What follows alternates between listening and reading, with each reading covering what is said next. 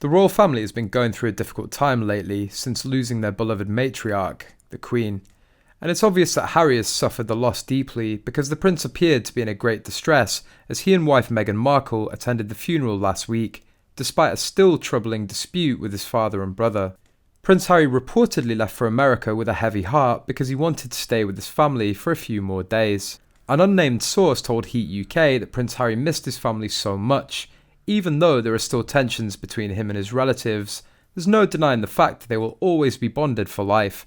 After all, they are family. So after the Queen's funeral, Prince Harry wanted to stay for a few more days in the United Kingdom, but he figured that Meghan Markle wouldn't likely agree, so he just went home with her. Harry didn't want to argue with Meghan, and she'd had enough of what she calls the bad vibes, but ideally he would have liked to fly the kids over and extend their stay, so he could spend more time with his father and try to mend things with William. There's so much unfinished business between them, and Harry's struggling with the situation, the source said. However, Markle doesn't feel the same about Prince Harry's family, and of course, she was already away from Archie and Lilibet for a couple of days and didn't want to make the distance between them even bigger. According to the source, the Duke of Sussex is just looking for the perfect opportunity to return to the United Kingdom so that he could spend more time with his family, and it seems that the most sensible time is during the holidays. He intends to come back to the UK before Christmas, most likely alone. He wants to sit down with the king and his brother and call a truce. He's hopeful that his father will compromise so he and Meghan can still be part of the royal family while doing their own thing in the US, the source said. But before Prince Harry could set foot in the UK again and spend time with his family,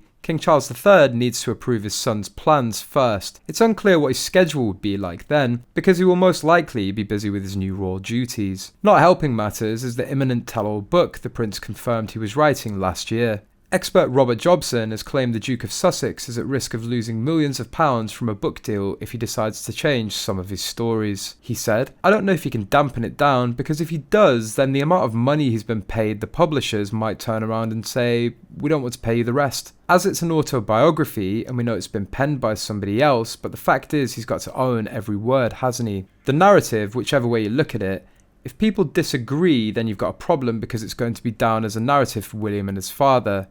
He's not even done a Diana, her true story, because she could say it was written by Andrew Morton. This was written by him. Questions were raised over the memoir last week when Vanity Fair's royal correspondent Katie Nicholl released book The New Royals, claiming King Charles III is seriously concerned about what his second born will say.